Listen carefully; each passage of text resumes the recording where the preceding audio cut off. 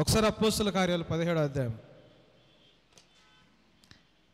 24 సుశీల్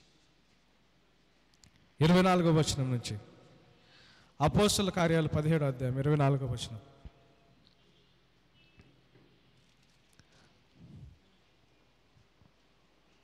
జగత్తును అందలి సమస్తమును నిర్మించిన దేవుడు తానే ఆకాశమునకును భూమికిని ప్రభువై ఉన్నందున కంటిన్యూ చేయండి. హస్తకృతములైన ఆలయములలో నివసింపడు. ఆయన అందరికీ జీవమును ఊపిరిని సమస్తమును దయచేయవాడు కనుక తనకు ఏదైనాను కొదవ ఉన్నట్టు మనుషుల చేతులతో సేవింపబడువాడు కాడు. మరియు యావత్ భూమి మీద కాపురం ఉండుటకు ఆయన యొక్కని నుండి ప్రతి జాతి మనుషులను సృష్టించి వారు ఒకవేళ దేవునిని తడవులాడి కనుగొందురేమో అని తన్ను వెదుకు నిమిత్తము నిర్ణయ కాలమును వారి నివాస స్థలము యొక్క పొలిమేరలను ఏర్పరచాను. ఆయన మనలో ఎవరికి దూరముగా ఉండువాడు కాడు. ఈ విషయాన్ని లాస్ట్ వీక్ మనం చూస్తూ ఉన్నాం. భూమి ఆకాశాన్ని సృష్టించిన దేవుడు దానికి ప్రభు అని, మనుషులు చేసిన ఆలయాల్లో దేవుడు నివసింపడని, దేవుడికి ఏదో అవసరం ఉంది కాబట్టి మన ఆరాధనని దేవుడు కోరుకుంటున్నాడు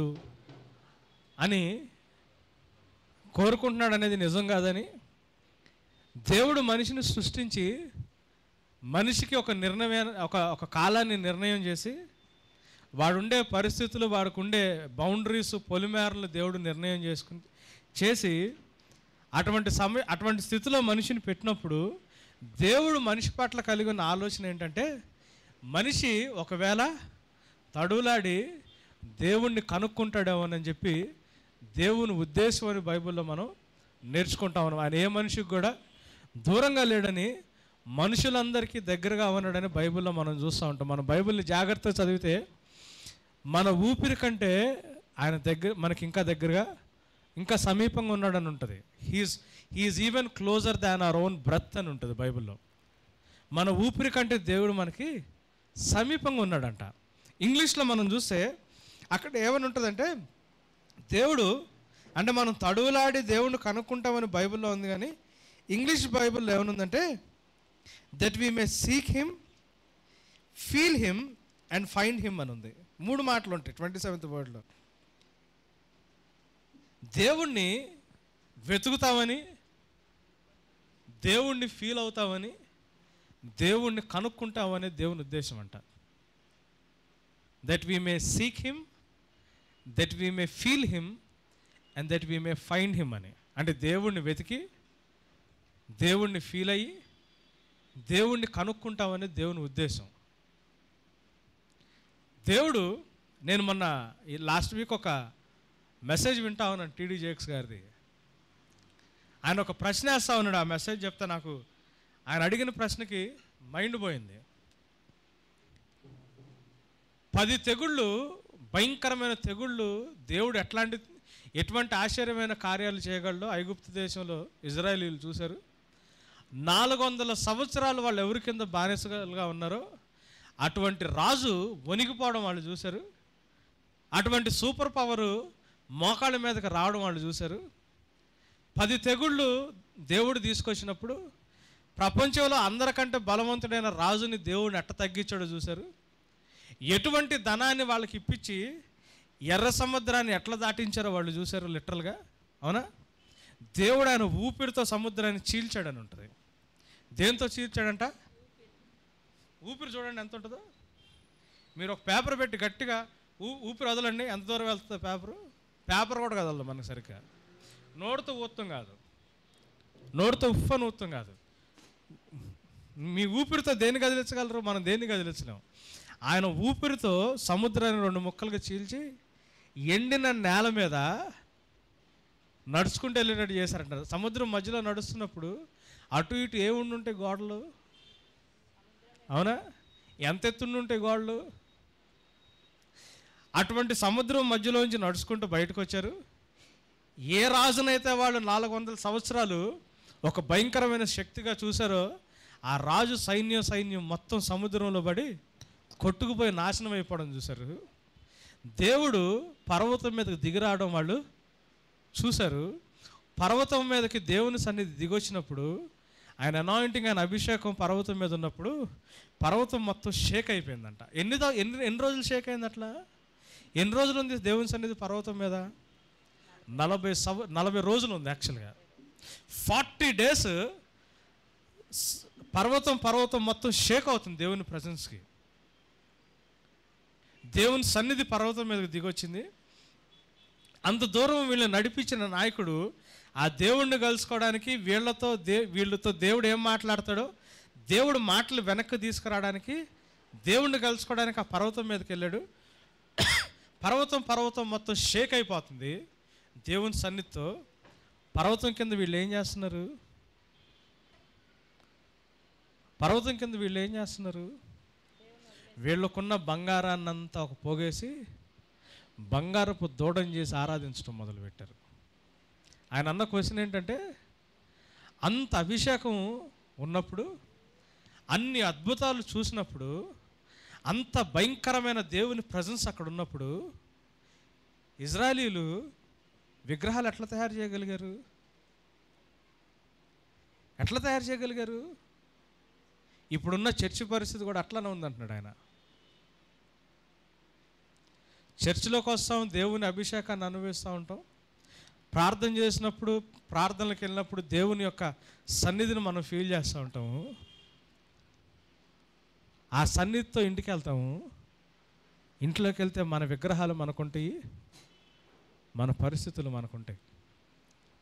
ఆయన అడిగిన క్వశ్చన్ నాకు, అంటే ఆయన ఆ మెసేజ్లో ఆయన అడుగుతున్న క్వశ్చన్ నాకు, అంటే విన్నాను, నాకేం చేయాలో అర్థం కాలేదు. 2 నిమిషాలు నిజమే కదా అని అనిపించింది.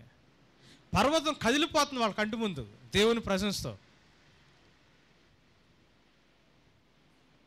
ఊగుతుంది. మౌంటైన్ షేకింగ్ అంటే ఎట్లుంటుంది తెలుసా? చిన్న భూకంపం వస్తేనే మనుషులు సరిగ్గా నుంచలేరు, భయపడి పరిగెత్తుతారు. అట్లాంటిది 40 రోజులు దేవుని సన్నిధితో పర్వతం ఊగిపోతుంటే, పర్వతం కింద ఏం చేశారు వాళ్ళు? బంగారపు దూడని తయారు చేసుకుని ఆరాధించడం మొదలుపెట్టారు. దేవుడు మనిషి జీవితాల్లో ఎందుకు చేస్తున్నాడు ఈ అద్భుత కార్యాలు? ఆదామునవ్వని తీసుకెళ్ళి ఏదైనా తోటలో పెట్టి వాళ్ళకు కావాల్సినవన్నీ దేవుడు సమకూర్చి, వాళ్ళకు ఉండాల్సిన వనరులన్నీ దేవుడు వాళ్ళకి తీసుకొచ్చి పెట్టి అన్నీ చేసినప్పుడు దేవుడు వాళ్ళని సృష్టించడానికి ఒక ఉద్దేశం అయితే ఉంది. కానీ ఆ ఉద్దేశాన్ని నెరవేర్చడానికి దేవుడు వాళ్ళు ఏం చేయాలని కోరుకున్నాడు? ఏం కోరుకున్నాడు దేవుడు? వాళ్ళు ఏ విధము చేతైనా తడువులాడి దేవుణ్ణి వెతికి కనుక్కుంటారేమో అని చెప్పి దేవుడు ఉద్దేశించాడు. అయితే వాళ్ళు వెతికింది దేన్ని, కనుక్కున్నది ఏంది, ఫీల్ అయింది ఏంటి? మరణానికి పాత్రులైన మనల్ని, దేనికి పనికిరాని నిన్ను నన్ను దేవుడు రక్షించి నీ జీవితంలో నా జీవితంలో అద్భుత కార్యాలు చేసి నీకు నన్ను తీసుకొచ్చి ఆయన సన్నిధిలో ప్రవేశించడానికి దేవుడు మనకు అవకాశం ఇచ్చినప్పుడు, దేవుడు ఇచ్చిన అవకాశాన్ని మనం ఏం చేస్తున్నాం? యాక్చువల్గా ఇజ్రాయేలీలతో మాట్లాడుతూ దేవుడు ఏమన్నాడంటే, జీవాన్ని మరణాన్ని నీ ముందు పెడుతున్నా. మనం లాస్ట్ వీక్ చదువుకున్నాం ద్వితీయోపదేశకాండంలో. 40 రోజులు దేవుని సన్నిధి అక్కడ ఉండి, అంతకుముందు అన్ని రోజులు దేవుని ప్రభావాన్ని, దేవుని యొక్క శక్తిని చూసి కూడా మనుషులు ఏం చేశారు? మనుషుల్లో ఉన్న ప్రాబ్లం అది. రోమీయులకు రాసిన పత్రిక 3వ అధ్యాయం 10వ వచనం చూడండి, ఏముంటుందో? నీతిమంతుడు లేడని ఉంటుంది, ఒక్కడు కూడా లేడు, గ్రహించువాడు లేడు, దేవుణ్ణి వెతుకువాడు లేడని ఉంది. ఏంటి మనుషులకున్న ప్రాబ్లము? నీతి లేదు అని దేవుడు మాట్లాడేటప్పుడు దేవుడు దేన్ని పాయింట్అవుట్ చేస్తున్నాడు? ఏ లక్షణాన్ని పాయింట్అవుట్ చేస్తున్నాడు?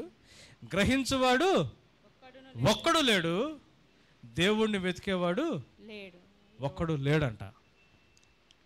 దేవుడు మన జీవితాల్లో ఏం చేస్తున్నాడో, ఎందుకు చేస్తున్నాడో, దేవుడు మన జీవితాల్లో అట్లా ఎందుకు ప్రవర్తిస్తున్నాడో, దేవుడు నీకు నాకు ఏం అనుగ్రహిస్తున్నాడు, ఎందుకు అనుగ్రహిస్తున్నాడు, ఎలా అనుగ్రహిస్తున్నాడో మనకు జరుగుతున్న దాంట్లో దేవుని యొక్క ఆలోచనని, దేవుణ్ణి వెతకడం, దేవుని గురించిన జ్ఞానాన్ని వెతకడం మనకు చేత అవ్వట్లేదు. కానీ ఇంకా జరగట్లేదు, ఇంకా అవ్వట్లేదు అని చెప్పి దేవుని దగ్గరికి అయితే మనం చాలాసార్లు వెళ్తున్నాం. ఇది జరుగుతుంది. గ్రహించేవాడు ఒక్కడు లేడు, దేవుణ్ణి వెతికేవాడు ఎవడు లేడంట. అది ప్రాబ్లం. ఎందుకు లేదు ప్రాబ్లము? ఎందుకు ఈ ప్రాబ్లం వచ్చిందంటే, రోమీయులకు రాసిన పత్రిక 1వ అధ్యాయం 22వ వచనం చూడండి. వారి అవివేక హృదయము అంధకారమాయెను. వాళ్ళ హృదయం ఏమైపోయిందంట? అవివేక హృదయము అంధకారం అయిపోయిందంట. తాము జ్ఞానులమని చెప్పుకొని, మనుషులు జ్ఞానులమని చెప్పుకొంచు బుద్ధిహీనులైరి. మనుషులకున్న ప్రాబ్లం ఏంటి అంటే, జ్ఞానులమని చెప్పుకొంచు బుద్ధిహీనులు అయిపోయామని చెప్పి బైబిల్లో ఉంది. ఎందుకు వస్తుంది ఈ ప్రాబ్లము? జ్ఞానులమని చెప్పుకుంటా బుద్ధిహీనత వచ్చేస్తాను మనుషుల్లోకి. నాకు తెలుసు, నాకు అర్థమవుతుంది, నాకు ఆ మాత్రం తెలియదా, నేను చదువుకోలేదా, లేకపోతే నాకు జ్ఞానం లేదా, నాకు వయసు లేదా, నాకు ఎక్స్పీరియన్స్ లేదా అని మనుషులు వాళ్ళ అంధకార వాళ్ళ హృదయంలో అంధకారం అలముడించి ప్రాబ్లం అది. యేసు ప్రభు వచ్చినప్పుడు ఈ లోకానికి బైబిల్లో రాయబడిన కంప్లైంట్ ఏం చూడండి. యోహాను సువార్త 1వ అధ్యాయం చూడండి. యోహాను సువార్త 1వ అధ్యాయం చూడండి. ఆయన లోకానికి వెలుగని బైబిల్లో రాసింది, ఆయనలో జీవం ఉందని బైబిల్లో రాసింది. ఆ జీవము మనుషులకు 4వ వచనం చదవనమ్మా. ఆయనలో జీవం ఉండెను, ఆ జీవము మనుషులకు వెలుగై ఉండెను, ఆ వెలుగు చీకటిలో ప్రకాశించుచున్నది కానీ చీకటి దాన్ని గ్రహింపకుండెను. ఆ వెలుగు చీకటిలో ప్రకాశించుచున్నది కానీ చీకటి దాన్ని గ్రహింపకుండెను. ద డార్క్నెస్ కాంప్రహెండెడ్ నాట్ అని ఉంది. ఏంటి చీకటి అంటే? ఏంటి చీకటి? మనుషులు చీకటి మనస్తత్వం అంటే ఏంటి? నా మనసులో నేను జ్ఞాని అని తలుచుకుని దేవుణ్ణి నేను వెతకటం మానేస్తే నాలో చీకటి ఉన్నట్టు. మనలో చీకటి ఉందా లేదా అనేది ఎట్లా తెలుస్తుంది? నాకు నేను వయసు అని నేను ఎప్పుడైతే అనుకుంటానో, నాకు అనుభవం ఉంది, నాకు 60 సంవత్సరాలు, 30 సంవత్సరాలు, 40 సంవత్సరాలు మినిస్ట్రీ చేసి 15 సంవత్సరాలు, 12 సంవత్సరాలు, 20 సంవత్సరాలని నాకు నేను జ్ఞానవంతుడుగా నేను ఎప్పుడైతే ఫీల్ అవుతానో, యాక్చువల్గా నేను ఎవరికి సంబంధించిన అవుతాను? చీకటికి సంబంధించిన అవుతాను. ఆ చీకటి ఎప్పుడైతే నాలో కమ్ముకుంటుందో నేను దేన్ని చూడటం మర్చిపోతాను? వెలుగుని చూడటం మర్చిపోతాను. ధర్మశాస్త్రాన్ని దేవుడు యూదులకి ఇచ్చినప్పుడు, ప్రవక్తల్ని దేవుడు యూదులకి ఇచ్చినప్పుడు, అబ్రహాముని దేవుడు పిలుచుకుని వాగ్దానాలను యూదులకి దేవుడు చేసినప్పుడు, ఆ వాగ్దానం ఎందుకు చేశాడో, ప్రవక్తలు ఎందుకు పంపించాడో, అబ్రహాముకి దేవుడు అటువంటి వాగ్దానాలు ఎందుకు చేశాడో, ఎందుకు వాళ్ళని ప్రత్యేకమైన జనంగా దేవుడు ఏర్పాటు చేసుకున్నాడో, ధర్మశాస్త్రాన్ని దేవుడు వాళ్ళ చేతికి ఎందుకు ఇచ్చాడో వాళ్ళు ఆలోచించరా, గర్వించారు. అది ప్రాబ్లము. మాకు ధర్మశాస్త్రం తెలుసని జ్ఞానం ఉంది, మాకు జ్ఞానం ఉంది కదా అని ఫీల్ అయ్యారు. అందుకే నికోడమస్ యేసుప్రభు దగ్గరికి వచ్చి నువ్వు పైనుంచి పంపించబడినాడు అని నాకు తెలుసు, లేకపోతే ఈ పనులు చేయమని అన్నప్పుడు నీకు కనీసం మినిమం విషయం తెలుసా? ఒకడు నూతనంగా జన్మించకపోతే పరలోక రాజ్యానికి వెళ్ళాలన్న విషయాన్ని దేవుడు పాయింట్అవుట్ చేశాడు. సద్బోధకుడని యేసుప్రభు దగ్గరికి వచ్చినప్పుడు నేను సద్బోధ మీకు చెప్పినాడు ఎవడు అన్నాడు దేవుడు. నేను మీకు తీర్పు తీర్చడానికి వచ్చానని చెప్పి మీకు జ్ఞానం ఇచ్చినాడు ఎవడు అన్నాడు. అసలు మీరు ఏ రకంగా ఆలోచిస్తున్నారు ఆలోచించండి అన్నాడు దేవుడు. దేవుడు ఎందుకు మన జీవితాల్లో పనిచేస్తున్నాడో, ఎట్లా మన జీవితాల్లో పనిచేస్తున్నాడో దాన్ని మనం ఆలోచించట్లా. మన జ్ఞానులు అని అనుకుంటా మన హృదయాల్లో, మన ఆలోచనలో మనం ఏమయ్యామంట? బుద్ధిహీనులం అయిపోయామని చెప్పి దేవుడు చెప్తా ఉన్నాడు. ఆ రోమీయులకు రాసిన పత్రిక 1వ అధ్యాయంలోనే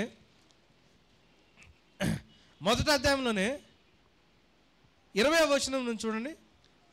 ఆయన అదృశ్య లక్షణములు అనగా ఆయన నిత్యశక్తి, దేవత్వము, జగతుత్పత్తి మొదలుకొని సృష్టింపబడిన వస్తువులలోనూ ఆలోచించుట వలన తేబడుచున్నవి కనుక.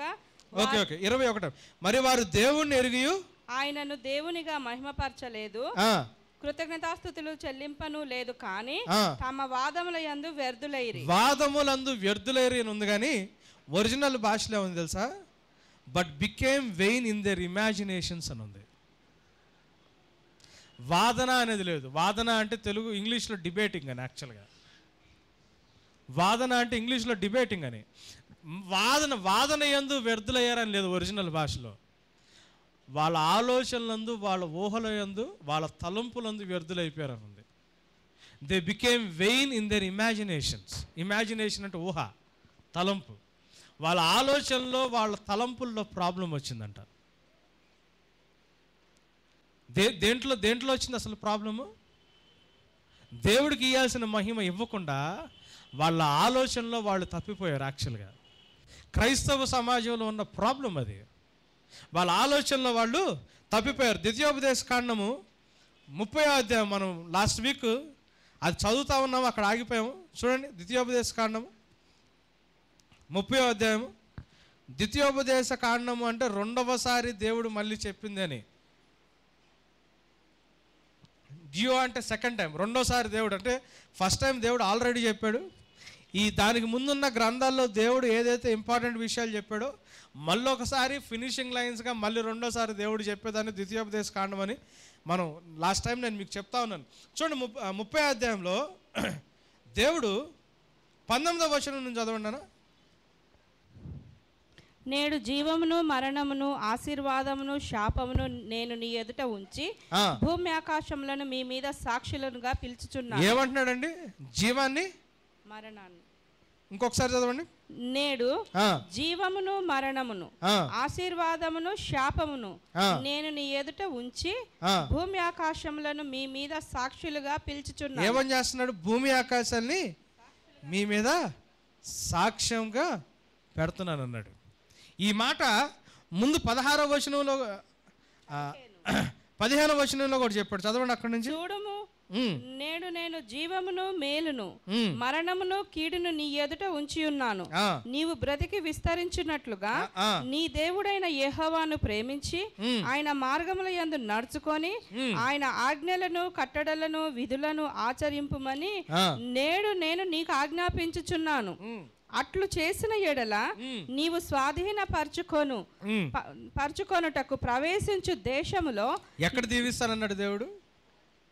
నువ్వు విధేయత చూపించిన దేశంలో కాదు, నేను ఉన్న ప్లేస్లో నువ్వు విధేయత చూపిస్తే నువ్వు స్వాధీనపరుచుకుని ప్రవేశించు నీ వాగ్దాన దేశంలో నేను నిన్ను దీవిస్తానన్నాడు.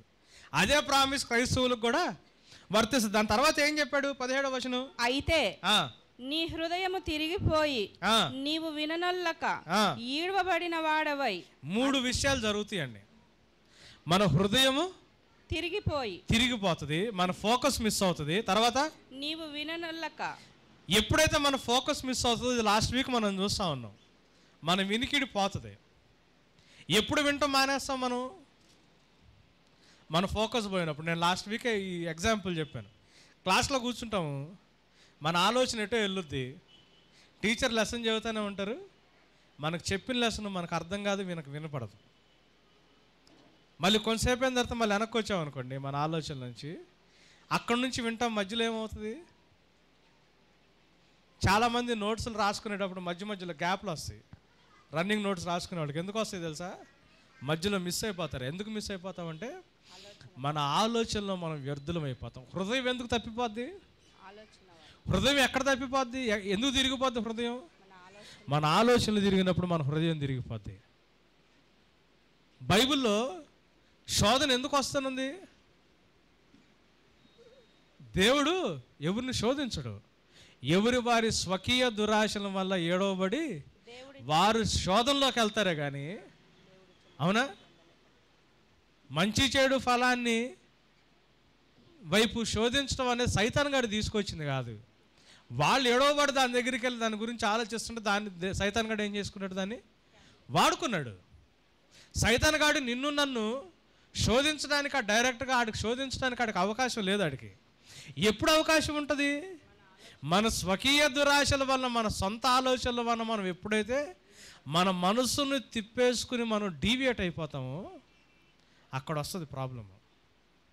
సో ఎప్పుడైతే మన హృదయం తప్పిపోతుందో, హృదయం తప్పిపోవడానికి కారణం మన ఇమాజినేషన్స్లో ప్రాబ్లము. మన ఇమాజినేషన్స్లో ప్రాబ్లం ఏంటి? కారణం ఏంటి? నాకు తెలుసు అన్న గర్వం.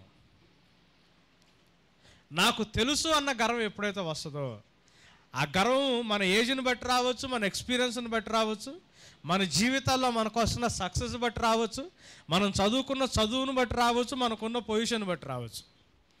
తగ్గింపుతనం లేకపోతే అది గర్వమే.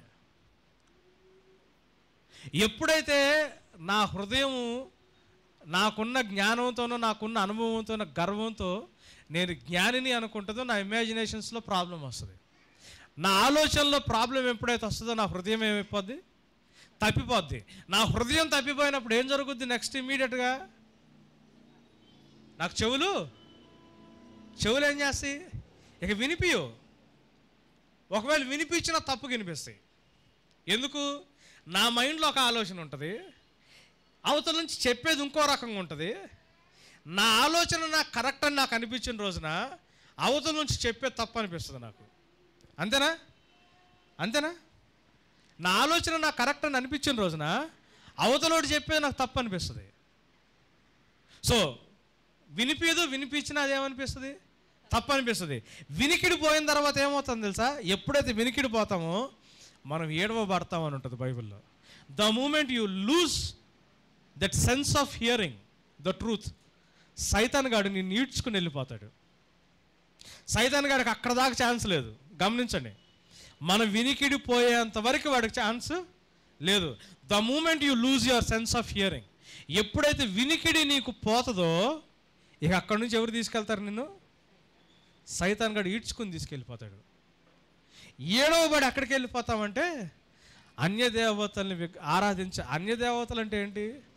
నీ హృదయంలో దేనికి ఎక్కువ ప్రయారిటీ ఉంటే వాళ్ళు దేవుడు నీకు.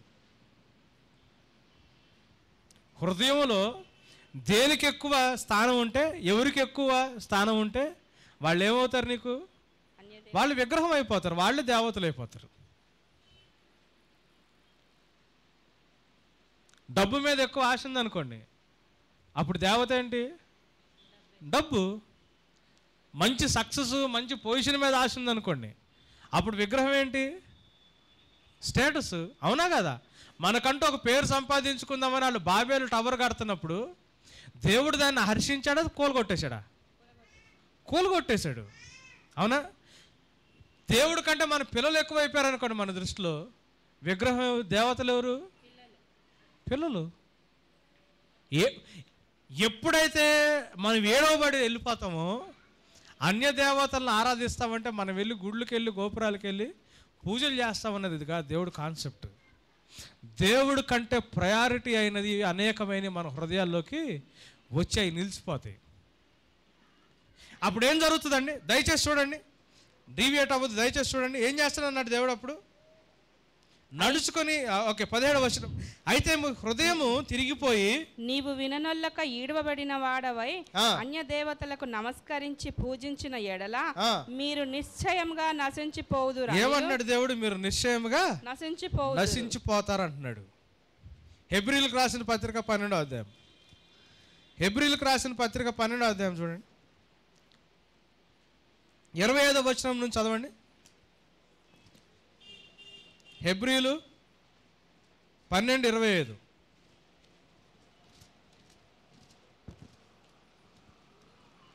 హెబ్రీలకు రాసిన పత్రిక 12వ అధ్యాయం 25వ వచనం. మీకు బుద్ధి చెప్పుచున్న వానిని నిరాకరింపకుండునట్లు చూచుకొనుడి. ఏమంటున్నాడండి?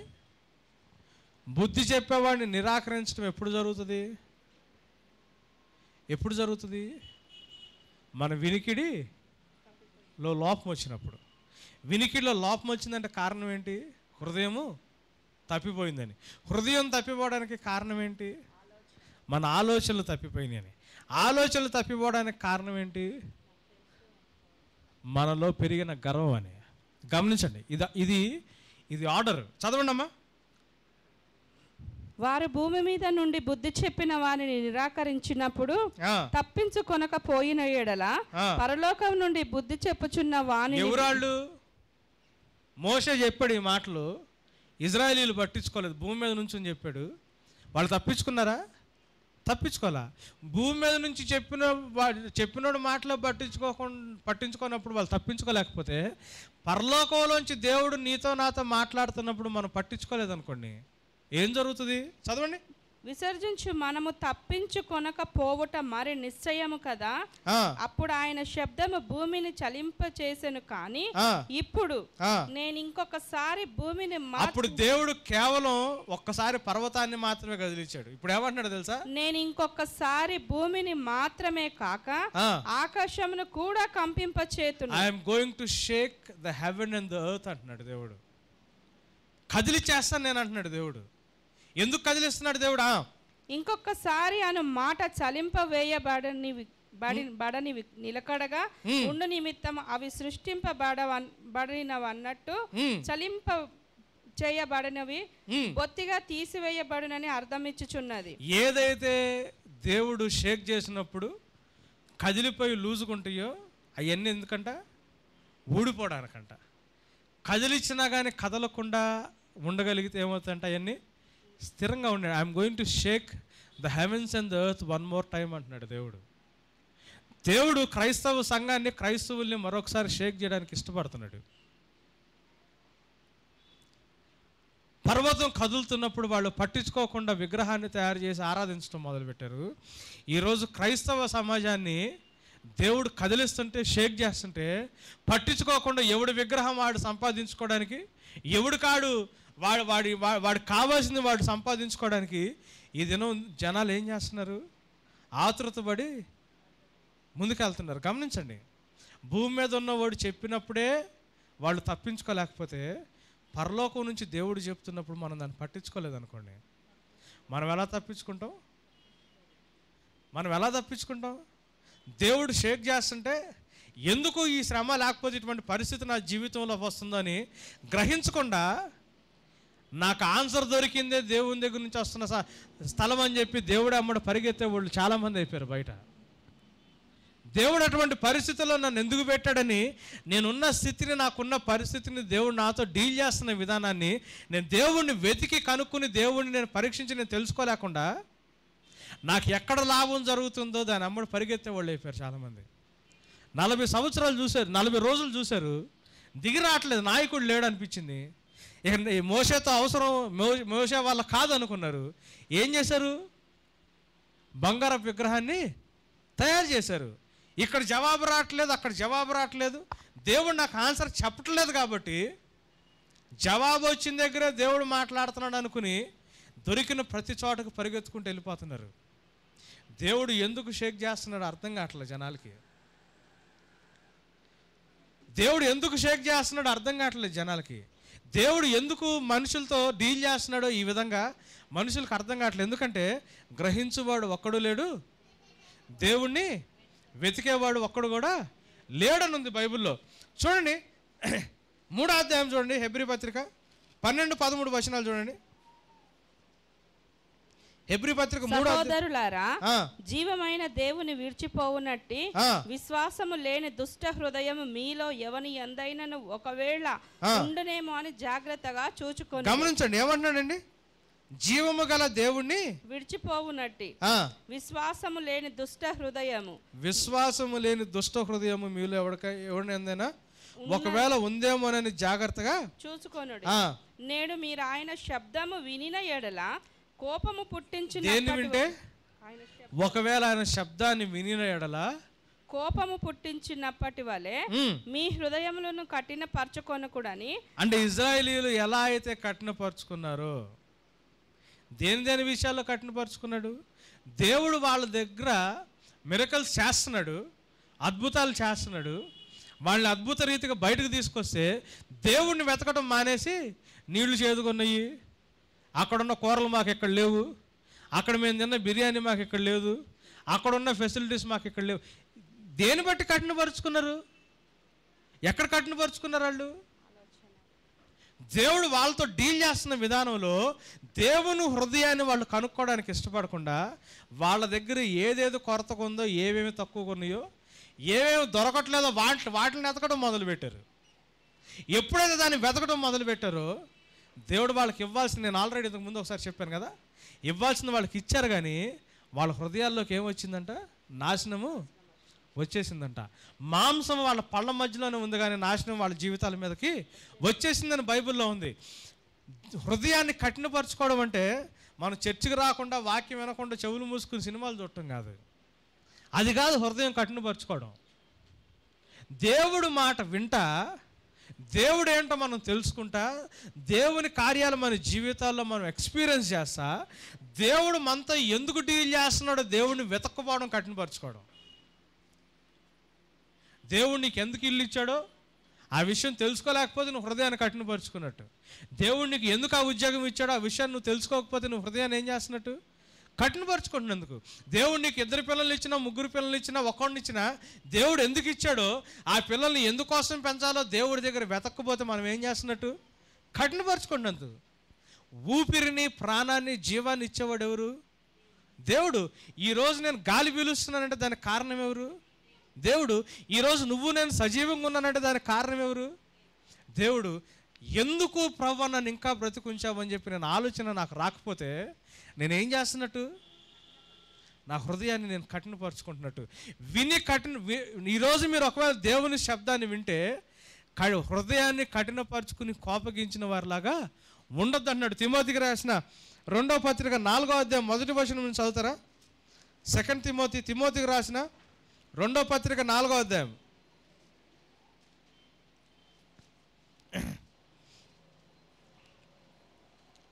తిమోతికి రాసిన 2వ పత్రిక 4వ అధ్యాయము మొదటి 5 వచనాలు. దేవుని ఎదుటను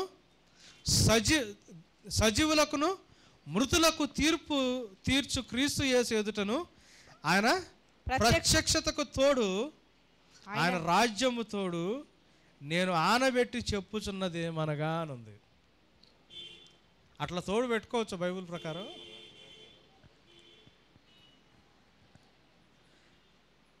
అట్లా తోడు పెట్టుకోవచ్చు బైబిల్ ప్రకారం. అయినా కానీ పౌలు ఆ మాట ఎందుకు చెబుతున్నాడు అంత ఖచ్చితంగా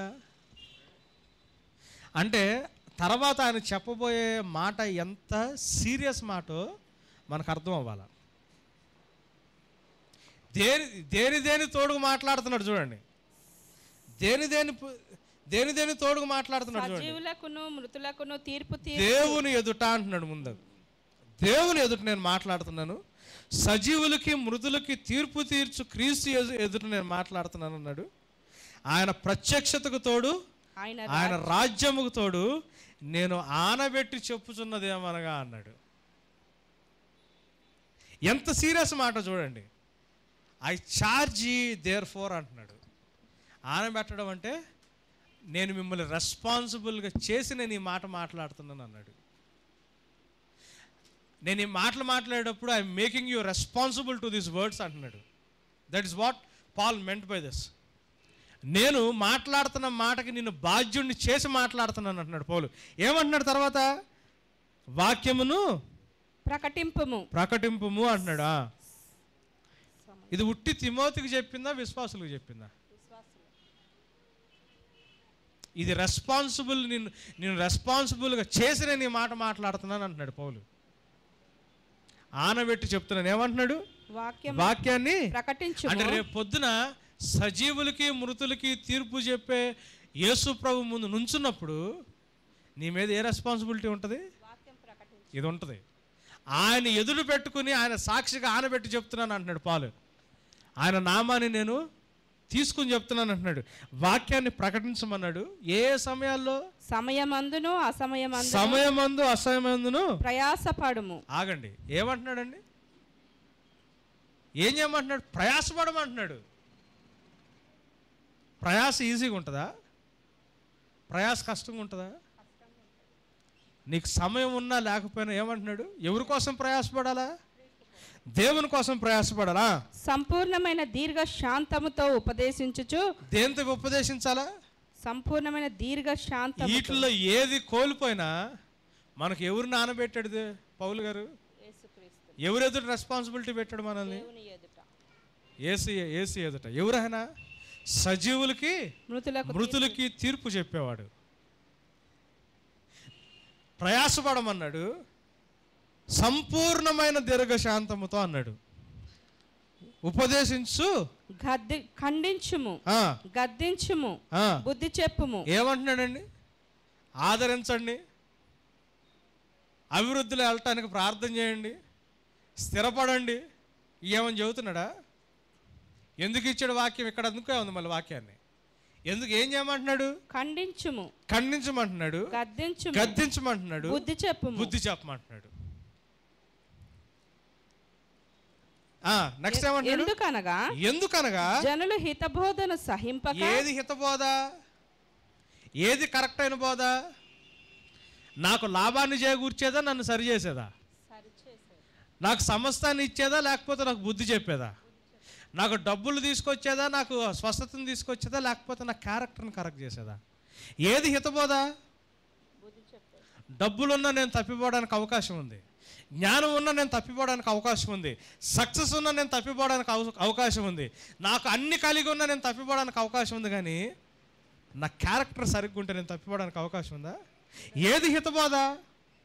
చూడండి ఏమంటున్నాడు చూడండి, మళ్ళీ ఇంకొకసారి చదువుదామా? ఎందుకనగా జనులు హితబోధను సహింపక దురద చెవులు గలవారై తమ స్వకీయ దురాశలకు అనుకూలమైన బోధకులను తమ కొరకు పోగు చేసుకొని ఏం చేస్తారంటండి?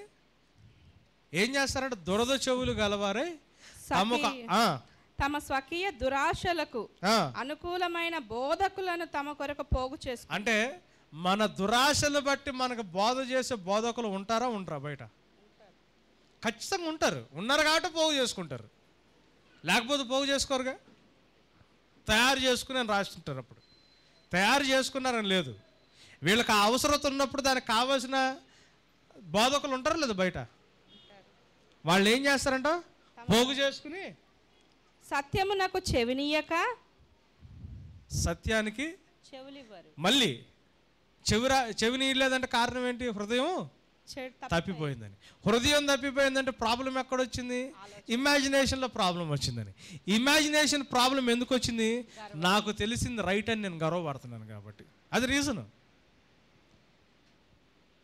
సో సత్యమునకు చెవినీయక కల్పనా కథల వైపునకు తిరుగు కాలము వచ్చును. కల్పనా కథల వైపు తిరుగు కాలము వచ్చునని పౌలు గారు అప్పుడు రాశాడు, కానీ ఇది ఆల్రెడీ వచ్చింది.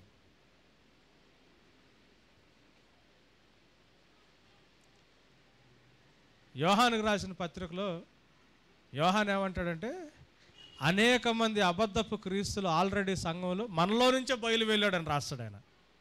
ఉంటుంది బైబిల్లో, మీరు చదవండి. అబద్ధపు క్రీస్తులు, యాంటీ క్రైస్తులు అంటే ఎక్కడి నుంచి వెళ్ళారంట? సంఘంలోంచి అనేక మంది వెళ్ళారంట. మనలో నుంచి, ఎవరిలోంచి? విశ్వాసుల్లో నుంచి. విశ్వాసుల్లోంచి అనేక మంది అబద్ధపు క్రీస్తులు సంఘంలోంచి, విశ్వాసులోంచి బయలు వెళ్ళారంట. అటువంటి పరిస్థితులు ఉన్నాయి బయట. హితవాక్యం ఏంటో, దేవుడు ఏమి చెప్తున్నాడో, నేను దేవుడిని ఎక్కడ వెతకాలో, ఎలా వెతకాలో నాకు తెలుసుకోవడం నాకు రాకపోతే నేను తప్పిపోవడానికి చాలా అవకాశం ఉంటుందండి. గమనించండి. ఏమన్నాడండి? అయితే నీవు అన్ని విషయములలో మితముగా ఉండుము. ఏమంటున్నాడండి? అన్ని విషయాల్లో మితముగా. ఏ విషయాల్లో? అన్ని విషయాల్లో మితముగా ఉండమన్నాడు. మితముగా ఉండమంటే అర్థం ఏంటి? మితముగా ఉండమంటే ఏంటి అర్థం? యాక్చువల్గా మితముగా ఉన్నది మన కానీ ఇంగ్లీష్ బైబిల్ ఏముంది చూడండి, but watch thou in all things అని ఉంది. అంటే ప్రతి విషయంలో నిన్ను నువ్వు జాగ్రత్తగా చెక్ చేసుకోమని ఉందా ఇంగ్లీష్ బైబిల్లో? వాచ్ అని. మితమని తెలుగులో ఉంది, కానీ ఇంగ్లీష్ బైబిల్లో ట్రాన్స్లేషన్ వేరుగా ఉంది. అంటే నాకు ఏది అవసరమో, ఏది అనవసరమో, నాకు ఎంతవరకే ఉంటే మంచిదో, ఏది అనవసరంగా నా దగ్గర ఉంటుందో నేను మితంగా ఉండి చెక్ చేసుకోవడం చాలా మంచిది నాకు. సో అన్ని విషయాల్లో మితముగా ఉండుము, శ్రమపడుము. ఏమంటున్నాడు? శ్రమపడుము. ఏమంటున్నాడండి? శ్రమ పడమంటున్నాడు. శ్రమపడుము, సువార్తికుని పని చేయుము. తిమోతికున్న కాలింగ్ అది. సువార్తికుని పని ఇది అందరికీ ఉంటుంది ఆల్మోస్ట్ కాలింగ్. ఏం చేయమంటున్నాడు? సువార్తికుని పని చేయమంటున్నాడు. నీ పరిచర్యను సంపూర్ణంగా జరిగించుము. నీ పరిచర్యను నువ్వు సంపూర్ణంగా జరిగించుమంటున్నాడు. ఇది మృతులకి సజీవులకి తీర్పు తీర్చే యేసు ప్రభు నామములో ఆనబెట్టి చెబుతున్నాను మీకు అంటున్నాడు. I'm making you responsible in the presence of God. అంటే who judges the living and dead అని చెప్తున్నాడు పాల్. ఇది చిన్న మాట కాదు, ఇది చిన్న మాట కాదు. యోహాను సువార్త 3వ అధ్యాయం. యోహాను సువార్త 3వ అధ్యాయం 16వ వచనం నుంచి మన అందరికీ తెలుసు కదా, చదవండి అయినా ఒకసారి. దేవుడు లోకమును ఎంతో ప్రేమించెను, కాగా ఆయన తన అద్వితీయ కుమారునిగా పుట్టిన వాని యందు విశ్వాసముంచు ప్రతివాడును నశింపక నిత్య జీవమును పొందునట్లు ఆయనను అనుగ్రహించెను. మనకు వచ్చేది కాబట్టి ఇంతవరకే మనం కంఠస్థం చేస్తాం. మన బాధ్యతలు మనం కంఠస్థం చెయ్యం. వాగ్దానాలు కంఠస్థం చేస్తాం, మనకి ఇచ్చిన పనులు మనం కంఠస్థం చెయ్యం. ఇక్కడ దాకా చేస్తాం. ఎందుకు? దేవుడు ఇచ్చాడన్న మాట ఉంది కాబట్టి. దేవుడు ఏమేమి ఇచ్చాడో దాన్ని మనం కంఠస్థం చేస్తాం కానీ దేవుడు ఏమేమి అడుగుతున్నాడో మనం దాన్ని కంఠస్థం చేయాలి. కంటిన్యూ చేయండి, ఏముంటుందో. లోకము తన కుమారుని ద్వారా రక్షణ పొందుటకే కాని లోకమునకు తీర్పు తీర్చుటకు దేవుడు ఆయనను లోకంలోనికి పంపలేదు. ఆయన యందు విశ్వాసముంచు వానికి తీర్పు తీర్చబడదు. విశ్వసింపని వాడు దేవుని అద్వితీయ కుమారుని నామమందు విశ్వాసం ఉంచలేదు కనుక వానికి ఇంతకు మునుపే తీర్పు తీర్చబడెను. ఆ తీర్పు ఇదే. ఏంటంటున్నాడండి? విశ్వాసం అంటే దేవుని మీద నమ్మకం ఉంచలేదు కాబట్టి ఏమంటున్నాడు? ఇంతకు ముందే తీర్పు తీర్చబడ్డారు. ఆ తీర్పు ఏమంటున్నాడు? ఇదే అని ఏమంటున్నాడు? ఆ తీర్పు చదవండి. వెలుగు లోకంలోనికి వచ్చెను కానీ తమ క్రియలు చెడ్డవైనందున మనుషులు. విశ్వాసం లేకపోవడం అంటే ఏంటి? నేను ప్రార్థన చేస్తే స్వస్థపడకపోతే నాకు విశ్వాసం లేదనా? నేను ఇంటి కోసం ప్రార్థన చేస్తే దేవుడు నాకు ఇల్లు లేదంటే నాకు విశ్వాసం లేదనా? యేసు ప్రభు మీద విశ్వాసం ఉంచడం అంటే ఏంటి? విశ్వాసం లేకపోతే దేవుడు ఆల్రెడీ వాళ్ళని తీర్పు తీర్చేశాడు అన్నాడు అని. ఆ తీర్పు ఇదే అంటున్నాడు. ఏంటి ఆ తీర్పు? చూడండి. వెలుగు లోకంలోనికి వచ్చాను కానీ. అంటే విశ్వాసం దేని మీద ఆధారపడి ఉంది? చీకటిలోకి వెలుగు వచ్చినప్పుడు ఆ చీకటి ఆ వెలుగుని గ్రహించడమే విశ్వాసం. చెడిపోయిన నా జీవితంలోకి దేవుని సువార్త వచ్చినప్పుడు ఆ సువార్తని ఆధారం చేసుకుని దాంట్లో దేవుని చిత్తాన్ని వెతికి నా జీవితాన్ని మార్చుకోవడం నా నిజమైన విశ్వాసానికి గుర్తు. నేను ప్రార్థన చేస్తే నా ప్రార్థనకు జవాబు వస్తే నాకు విశ్వాసం ఉన్నట్టు కాదు గుర్తు. అది కాదు విశ్వాసానికి గుర్తు. విశ్వాసానికి గుర్తు ఎక్కడ తెలుస్తుంది తెలుసా? నా క్యారెక్టర్ మారినప్పుడు నా విశ్వాసానికి గుర్తు వస్తుంది. నిజమైన విశ్వాసం ఉందా లేదని ఎప్పుడు తెలుస్తుంది? నిజమైన విశ్వాసం దీన్ని విచిత్రంగా చెబుతారు. విశ్వాసంతో ప్రార్థన చేస్తే కొండనెళ్ళి సముద్రంలో పడమంటే కొండలు ఏం అవుతుందంట? అంటే దేవుడు ఏం చేయమన్నాడు? కొండల దగ్గరికి వెళ్ళి ప్రార్థన చేయమన్నాడా? కొండల దగ్గరికి వెళ్ళి ప్రార్థన చేయమన్నాడా? మనకున్న పెద్ద ప్రాబ్లం ఏంటి చెప్పండి? కొండంత పెద్ద సమస్య. మనిషికున్న మెయిన్ సమస్య ఏంటి? మనిషికున్న మెయిన్ ప్రాబ్లం ఏంటి? మనుషులు అన్నిటికంటే మోసకరమైంది ఏంటి? ఏంటది? హృదయం. విశ్వాసం, నిజమైన విశ్వాసం ఏం చేస్తుంది? మోసపూరితమైన మన హృదయాన్ని మార్చుద్ది.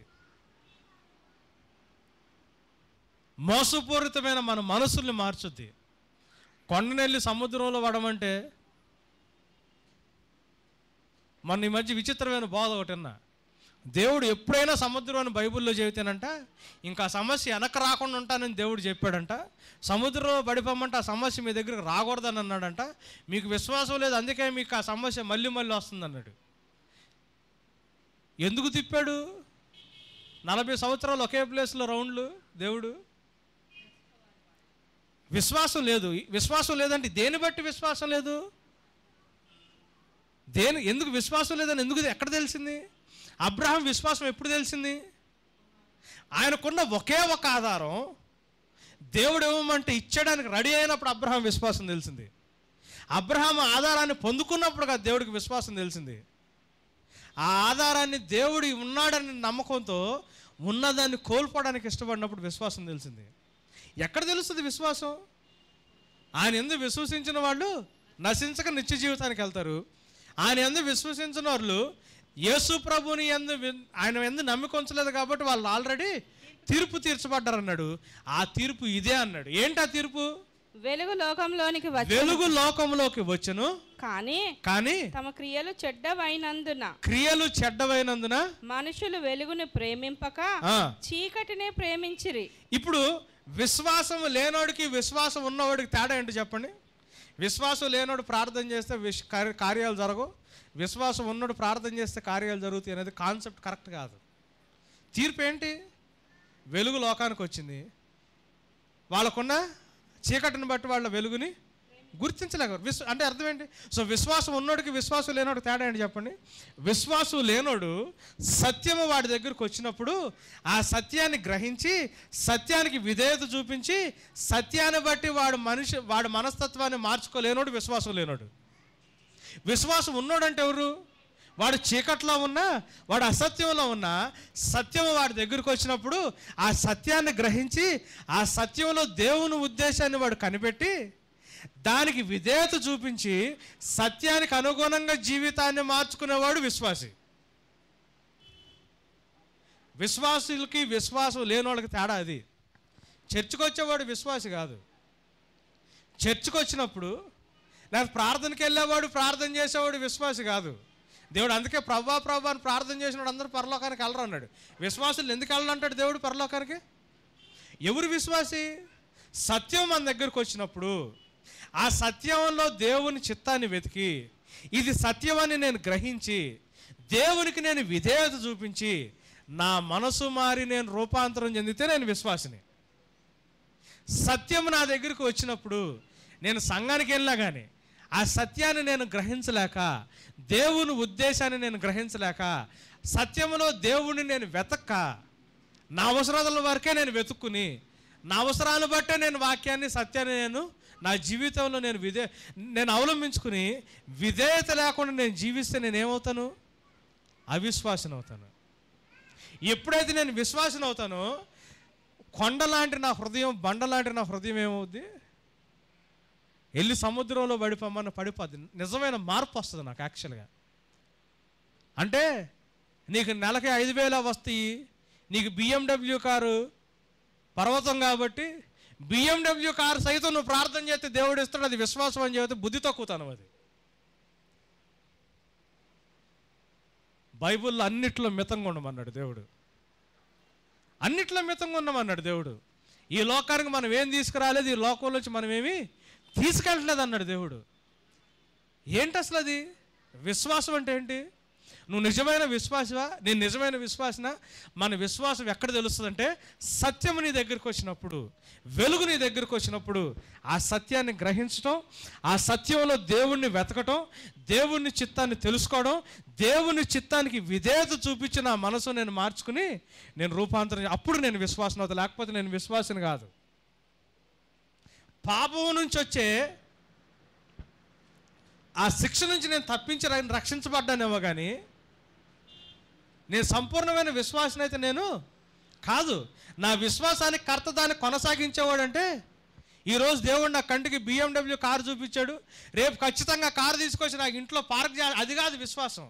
నా విశ్వాసానికి కర్త ఏంటైనా? నేను పాపినని నాకు చూపించాడు, ఆ పాపానికి వేరే దారి లేదు, నేను ఒక్కడే తండ్రి దగ్గరికి వెళ్ళడానికి దారిని చూపించాడు, నేనే మార్గం అని చెప్పాడు. అటువంటి విశ్వాసాన్ని నాకు కలుగు చేశాడు. ఆ విశ్వాసంలో స్థిరపరిచి నన్ను మార్చి నన్ను తీసుకెళ్ళి నా తండ్రి దగ్గర నన్ను నుంచోబెడతాడు. నా విశ్వాసానికి కర్త, దాన్ని కొనసాగించేవాడు యేసు ప్రభు. అది విశ్వాసాన్ని కొనసాగించడం అంటే.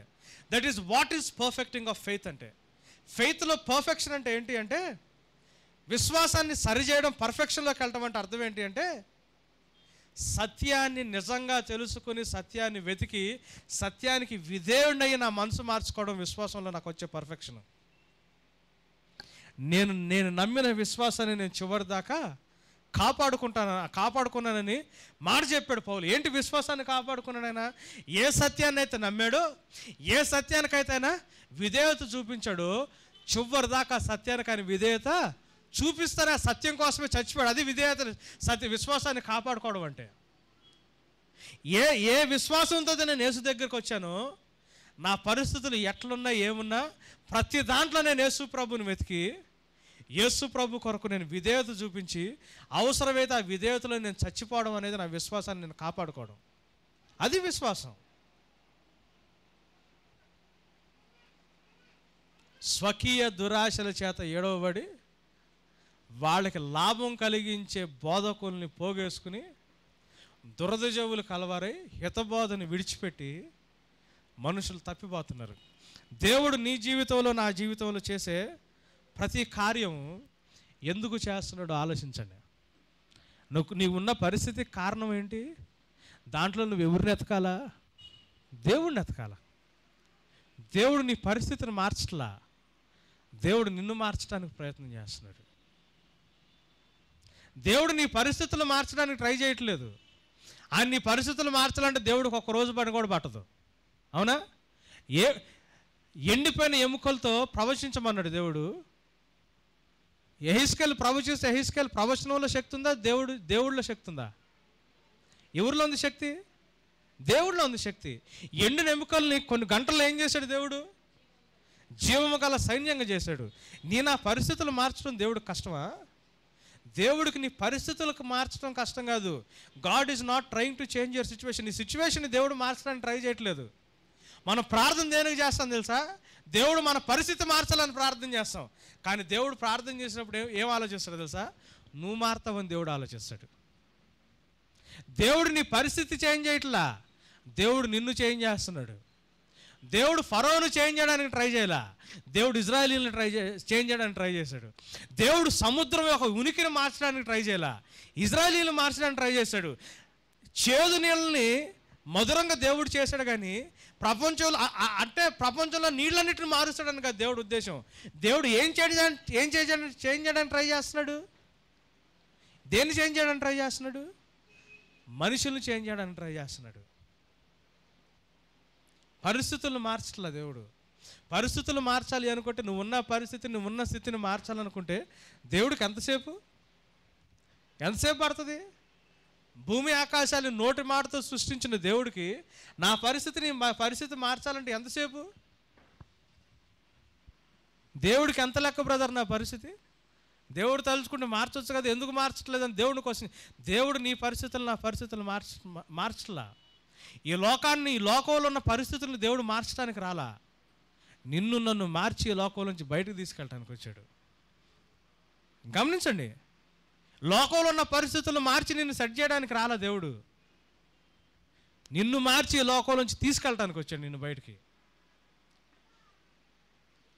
రివర్స్లో వెళ్తాం మనం. ప్రార్థన చేసిన ప్రతిసారి మన ప్రార్థన వల్ల దేవుడు తన నిర్ణయాలు మార్చుకుంటాడన్న ఆలోచన మంది. దేవుడు మనం మారుతామన్న ఆలోచన దేవుడిది. అందుకే మన ప్రార్థనలకు ఎప్పుడు జవాబులు సరిగ్గా ఉండవు, కాంట్రడిక్షన్లు ఉంటాయి. 2వ దినవృత్తాంతాలు 7వ అధ్యాయం 14వ వచనం చూడండి. 2వ దినవృత్తాంతాలు 2 Chronicles 7th chapter 14th verse.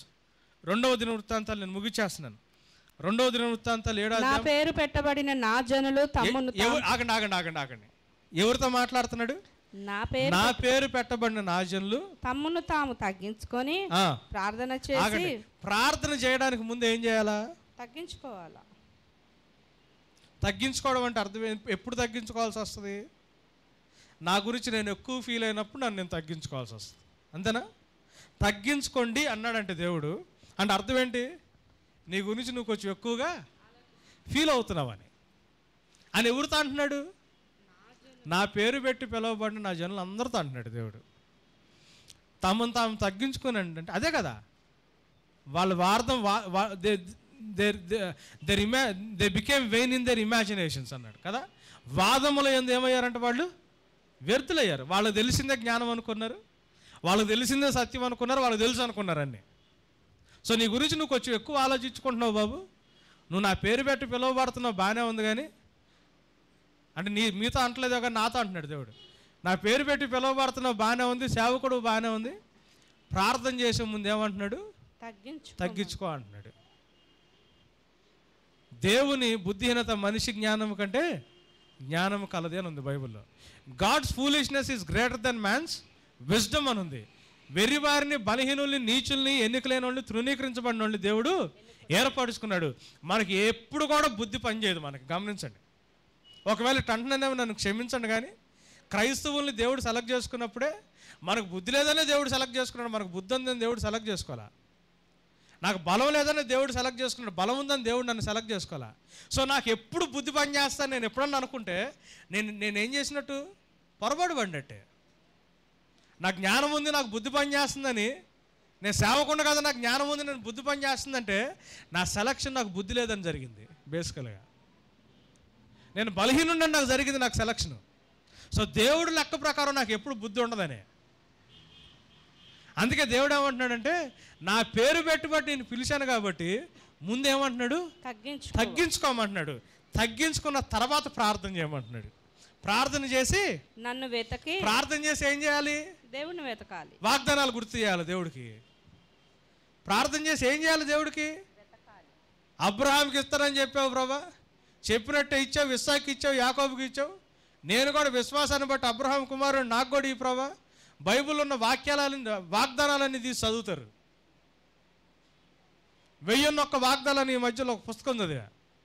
Bible వాగ్దానాలన్నీ తీసి చదివిని రాశారు పుస్తకాలని. ఎందుకంటే ప్రార్థన చేసేటప్పుడు, ఏ ప్రార్థన చేసేటప్పుడు, మనం ఏ కోరిక అడిగేటప్పుడు ఏ వాగ్దానం సూట్ అవుతుంది దాంట్లో అపెండిక్స్ పెట్టారు.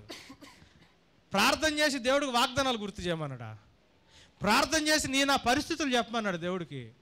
ప్రార్థన చేసి ఏమన్నాడు, దేవుణ్ణి వెతకమన్నాడు.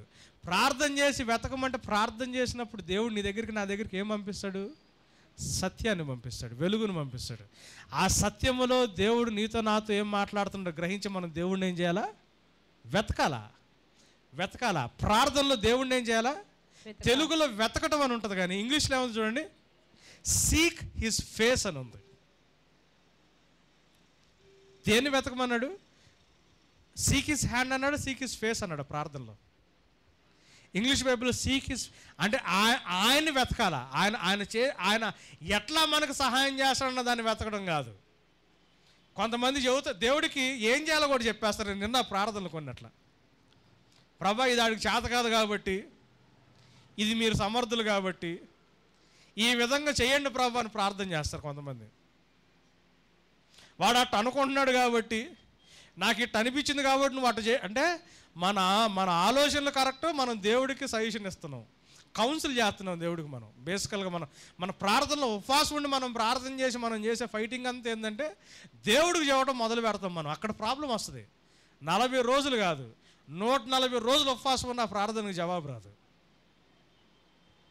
140 సంవత్సరాల ఉపవాసం ఉన్న ప్రార్థనకు జవాబు రాదు.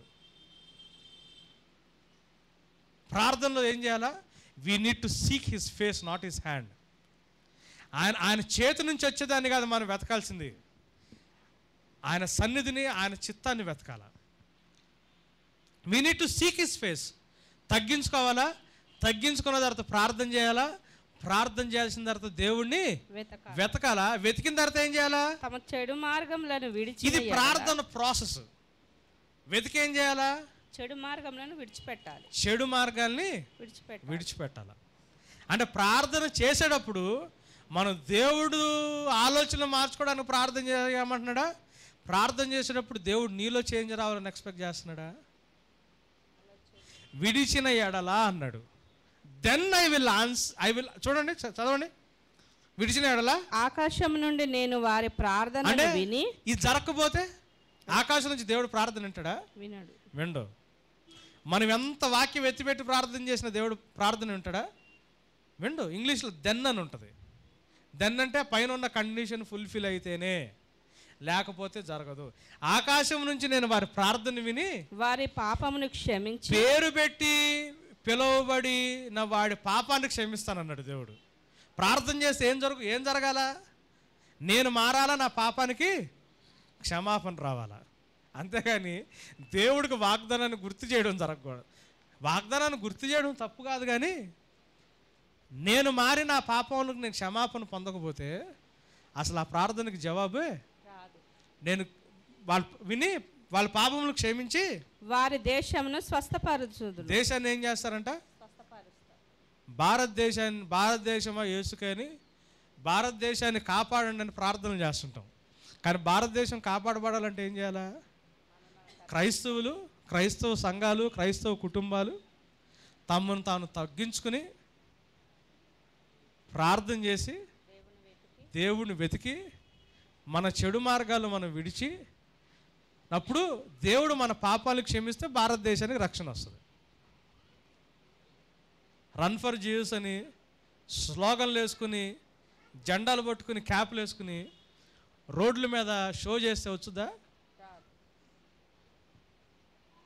పెద్ద మెయిల్ పెట్టాడు కళ్యాణ్, దానికి జవాబు లేదు.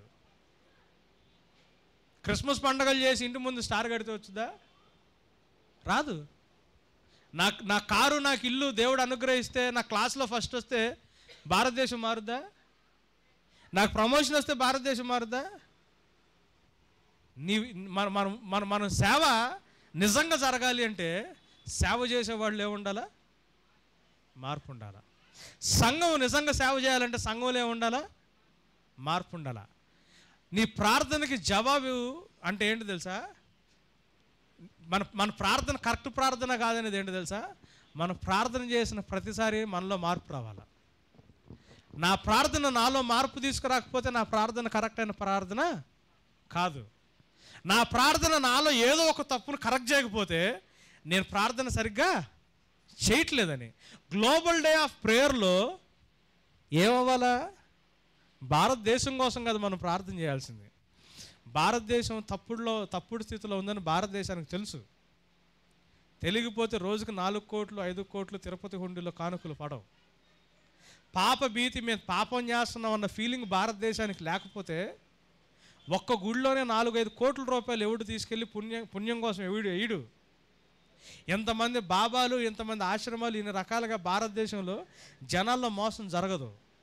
భారతదేశానికి ఆన్సర్లు కావాలా, భారతదేశానికి మార్గం కావాలా, భారతదేశానికి దేవుడు కావాలా. దేవుడు అంటే ఆశ ఉంది భారతదేశంలో. ప్రాబ్లం భారతదేశంలో కాదు, భారతదేశంలో నివసిస్తున్న సేవకుల్లో, మనలాంటి సంఘాల్లో, మనలాంటి క్రైస్తవుల్లో ఉంది ప్రాబ్లము. మనం జీవించే విధానంలో ఉంది ప్రాబ్లము. నిజమైన దేవుడు తెలిస్తే మనకంటే ఎక్కువగా గొప్పగా చూసుకుంటారు వాళ్ళు దేవుడిని. మీరు చూడండి, వేరే మతంలోంచి దేవుళ్ళలోకి వచ్చిన వాళ్ళు యేసు ప్రభుకి ఎంత గౌరవం ఇస్తారో. నేనైనా కొన్నిసార్లు బూట్లు వేసుకుని చెప్పులు వేసుకుని ప్రార్థన చేస్తా, కానీ నేను ఎప్పుడైనా ప్రార్థన చేస్తుంటే వేరే మతం నుంచి దేవుళ్ళలోకి వచ్చిన వాళ్ళ కాళ్ళు ఎంగ చూసి ఏం చేస్తున్నాడు అనుకుంటారు వాళ్ళు. దేవుడిని అంత గౌరవిస్తారు వాళ్ళు, అంత మర్యాద ఇస్తారు దేవుడి కోసం వాళ్ళు. భారతదేశానికి దేవుడు కావాలని ఆశ లేక కాదు, భారతదేశానికి పాపంలో లేవు అని చెప్పి గర్వంలో ఏమీ లేదు. భారతదేశం కొట్టుకుంటుంది ఆన్సర్ల కోసం. రాజకీయ నాయకులు అన్నిసార్లు మోసం చేస్తున్నా, తప్పుడు చిట్ ఫండ్లు పెట్టి అన్నిసార్లు జనాలు మోసం చేస్తున్నా, రకరకాలుగా జనాలు మోసం చేస్తున్నా. ఎందుకు నమ్ముతున్నారు గుడ్డికి జనాలు మనుషుల్ని? బయట భారతదేశానికి బాగుపడాలని ఆశ ఉంది. బయట సామాన్య మానవుడు బాగుపడి స్థిరపడాలని చెప్పి సరిగ్గా జీవించాలని కోరుకుంది. సరైనోడు కావాలని ఆశ ఉంది, వాళ్ళకి దొరకట్లా. బయట ఎక్కడ దొరుకుద్ది? వెలుగెవరు? ఉప్పు ఎవరు? మనం. వెలుగెవరు? మనం. మారాల్సింది ఎవరు? మనం. భారతదేశం మారాలని కాదు ప్రార్థన చేయాల్సింది. ఎవరు మారాలని ప్రార్థన చేయాలా? ప్రభా, ముందు నన్ను మార్చు ప్రభా, నా కుటుంబాన్ని మార్చు, నా సంఘాన్ని మార్చని ప్రార్థన చేయాలా. మార్పు ఎక్కడ స్టార్ట్ అవ్వాలా?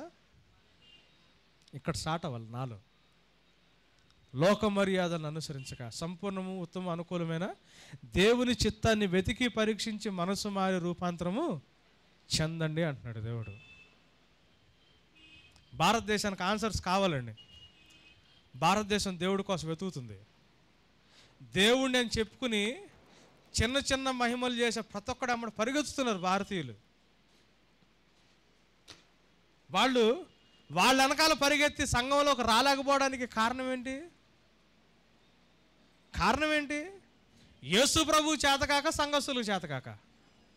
యేసు ప్రభు వల్లగాక, సంఘస్థుల వల్లగాక. ఎవరు వల్ల కావట్లేదు? అది ఎవరు వల్ల కావట్లేదు? ఆరాధన స్టార్ట్ అయిన టైంకే మనం రాలేం కరెక్ట్గా. ఒకరోజు వచ్చిన స్ట్రెంగ్త్ ఇంకొక రోజు మన సంఘాల్లో ఉండదు. చెప్పిన వాక్యాన్ని మనం ధ్యానం చేసి పరిస్థితులు వచ్చినప్పుడు మన వాక్యాన్ని మనం అప్లై చేసుకుని వాక్యానుసారంగా ఆలోచించడం మనకి చేత కాదు. ఎంతసేపు వాక్యం చెప్పిన సమస్య రకాలే బ్రదర్ అంటాం. మనం మారేది ఎప్పుడు? మనం దేవుడి దగ్గర నిజంగా ప్రార్థన చేసేది ఎప్పుడు? భారతదేశానికి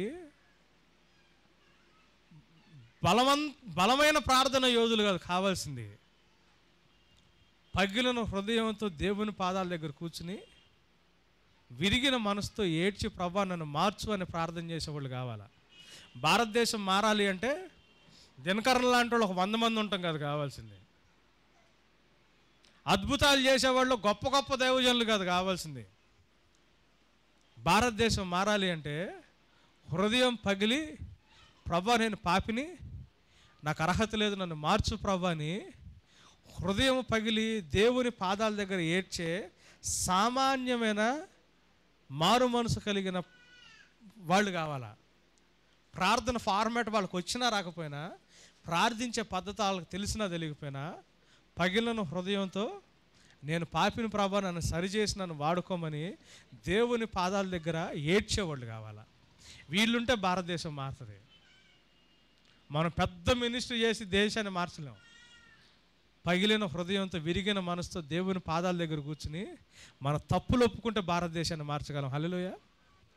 మనం పెద్ద మినిస్ట్రీ చేసి భారతదేశాన్ని మార్చలేం.